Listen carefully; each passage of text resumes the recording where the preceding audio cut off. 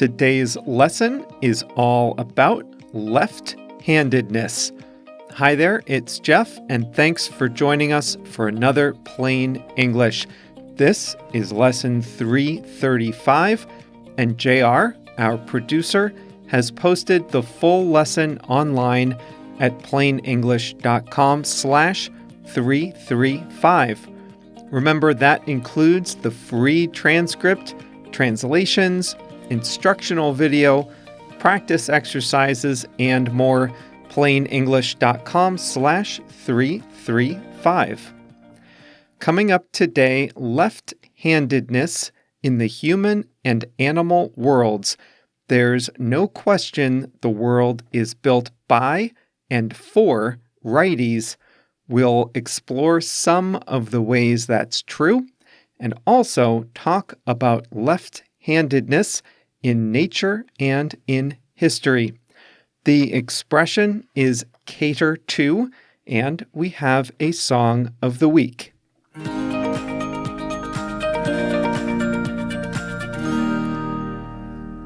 About 10% of the people listening to this lesson are left-handed. If you're one of them, then you know that lefties, unfortunately, often have to adapt to a world built by and for righties. The physical world caters to the approximately 90% of people who are right-handed in ways that might surprise you if you're part of the majority. One of the earliest disadvantages lefties encounter comes in school. I'm not sure how it is where you are, but in many American classrooms, there's a design of desk that's particularly cruel to lefties. These space-saving desks are attached to the chairs. While that's probably not good for anyone's posture, it's especially inconvenient for left-handed students. That's because that style of desk has an armrest on the right where you rest your arm as you're writing. If you write with your left hand, you'll have difficulty writing because you have to hold your elbow up. And if you're writing in a spiral notebook with the rings on the left, then you're really in trouble. It's not just kids at a disadvantage. The grown-up world is full of everyday items built by and for righties. The next time you open a can of soup, veggies, or tuna, pause for a second and be thankful that you're a righty. That's because a standard can opener is difficult, if not dangerous, for a left-handed person to use. The standard can opener is meant to be held in your left hand while you use your right or dominant hand to turn the knob clockwise. The natural movement is totally opposite for lefties.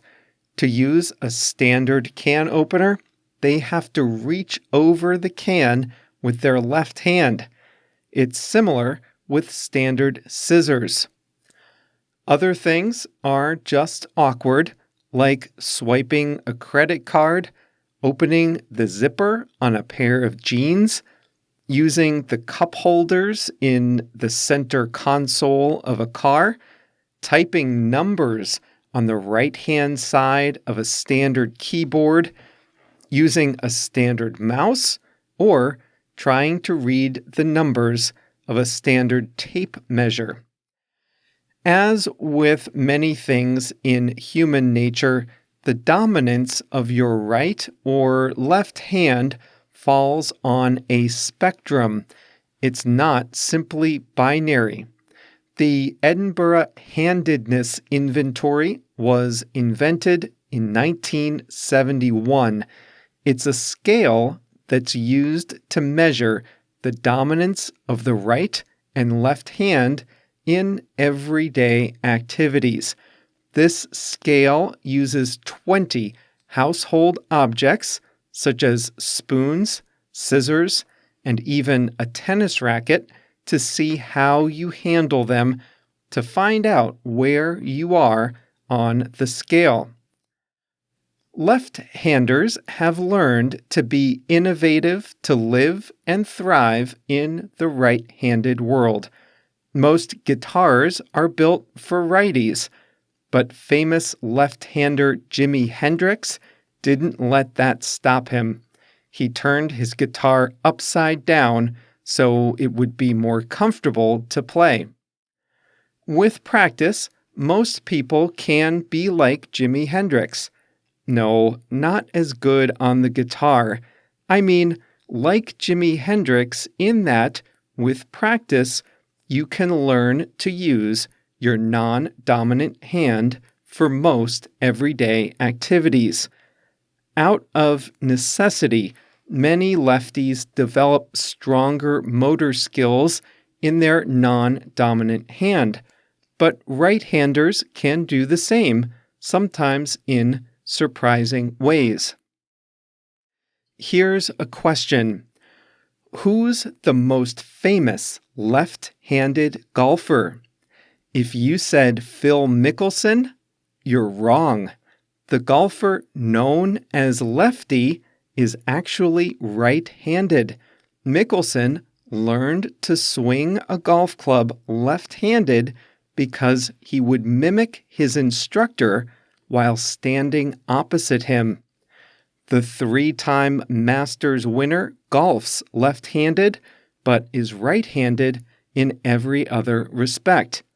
Some right-handed baseball players learn to swing from both sides because the flexibility gives them an advantage. Nobody, however, throws from their non-dominant hand. That's too much to ask. What are the chances of being left or right-handed? It depends on the handedness of the parents. There is a 9.5% chance that the children of 2 right-handed parents will be left-handed. A left-handed parent and a right-handed parent have a 20% chance of having a left-handed child, and 2 left-handed parents have a 26% chance of having a left-handed child, and about 1 lucky percent of people in the world are equally capable with their left and right hands. They are called ambidextrous. The rest of the animal kingdom is similar but different. Similar because most animals have a dominant side. Different because the chances of being left or right dominant is about equal. Many more animals than humans have no paw preference. The only animal population that's not evenly split between left and right dominant is parrots. It's not known why parrots have a 90% chance of being left-clawed, but they do. Scientists believe that ancient humans would have had a 50-50 chance of being right or left-handed. Over time, something must have changed. What could it have been? Handedness is related to the left and right sides of the brain, and our brains are not symmetrical. Different regions control different functions. The left side of the brain controls the right side of the body, and vice versa. The left side of the brain is also more associated with speech and motor control. As humans evolved, we built these skills so the left side of our brains grew over time. Perhaps that's why the right side slowly would have become more dominant in the population over time. If that's true, though, then why are we not all right-handed? There is a theory about why left-handedness still exists in a fraction of the population, which is based on one word: combat, or physical fighting. Right-handers have a hard time fighting against left-handers, giving lefties a bit of an advantage in physical confrontations. Over time, that might have led to reproductive success, just enough to keep left-handedness in the population. Technology has changed fighting today, but there are clues from tribes that don't use sophisticated weapons. A scientific study of modern-day tribes found that left-handedness ranges from 3% in the most pacifist societies to 27% in the most violent and warlike societies. The word sinister in English has two meanings. The most common meaning is evil, but it has an older meaning, less common today. Sinister can also mean something is unlucky because it's on the left side.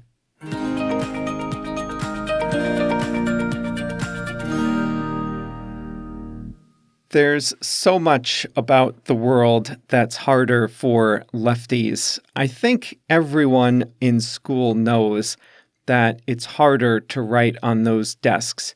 I hated those desks, and I am right-handed. And I was vaguely aware that scissors are harder for lefties to use, but I never thought about a can opener. I never thought about the number pad on a keyboard or the zipper on a pair of jeans. Yikes. You lefties have a hard time of it, right? But you have the advantage on the pitcher's mound in baseball. You have to admit that. If you're a lefty and you have some stories to share, head over to our Facebook group to let me know if I missed anything, any other disadvantages you might experience. You can get to our Facebook group by visiting plainenglish.com/Facebook.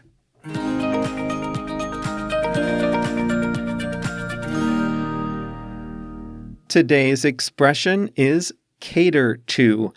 The world caters to right-handed people. In this example, we mean that the world specifically serves or favors right-handed people. You may have heard the word cater before.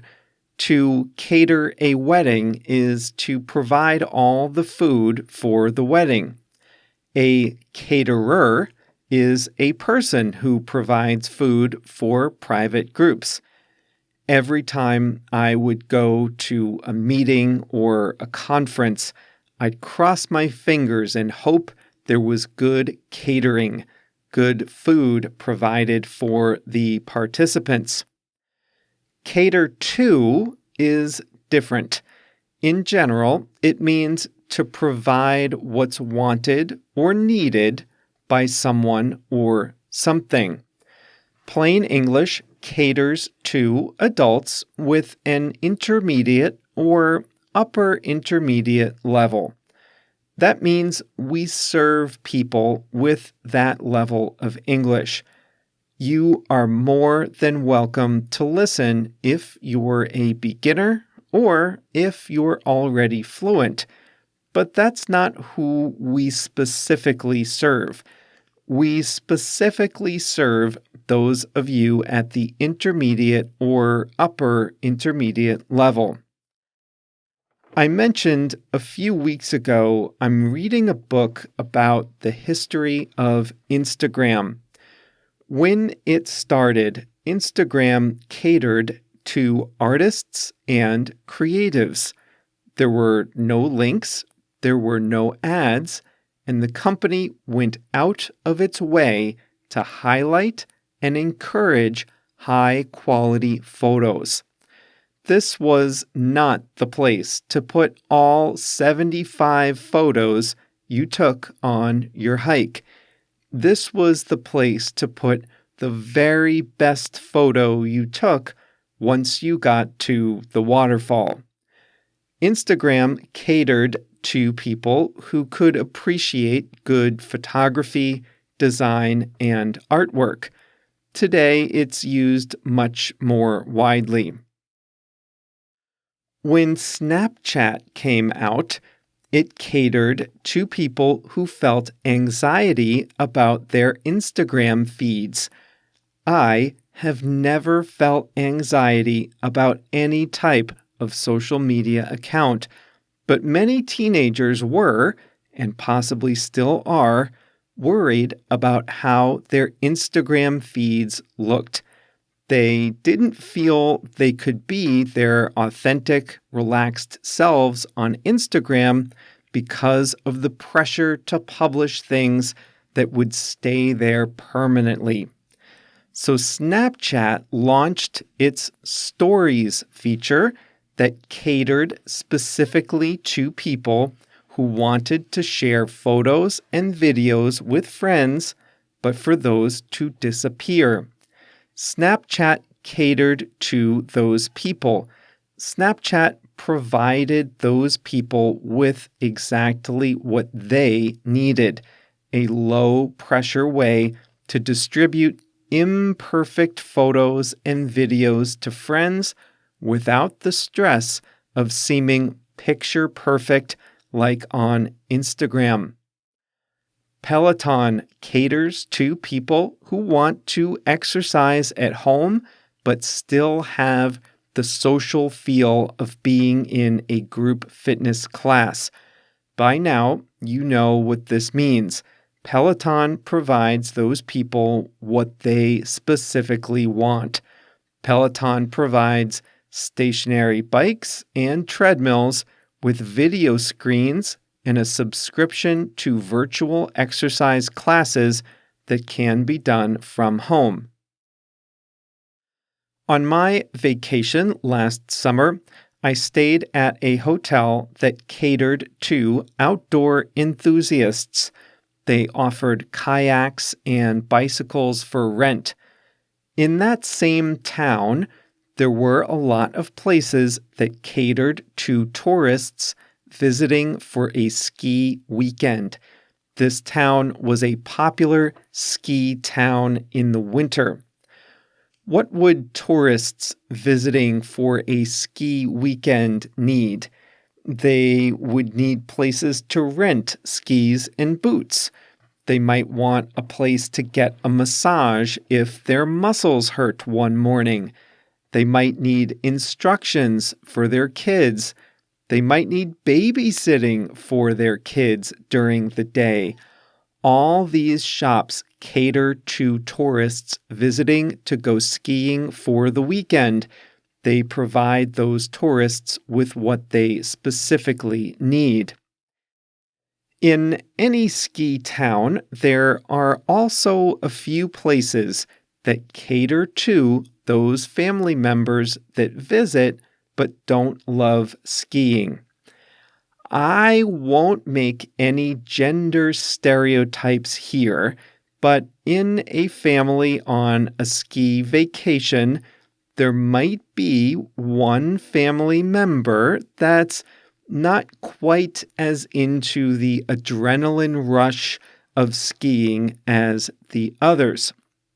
And so there are places that cater to the non-skier in the family: spas, restaurants, wine tastings, art galleries, shopping, and other daytime activities. They cater to the people who are visiting a ski town, but are not on the slopes.